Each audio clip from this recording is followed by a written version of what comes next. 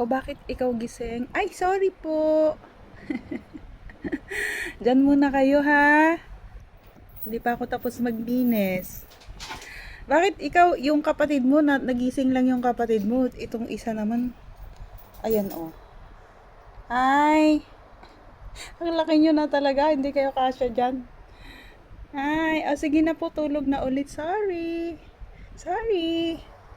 Yan, mamaya na kayo lumabas ha. Pagkatapos ko maglinis ng sahig. Okay?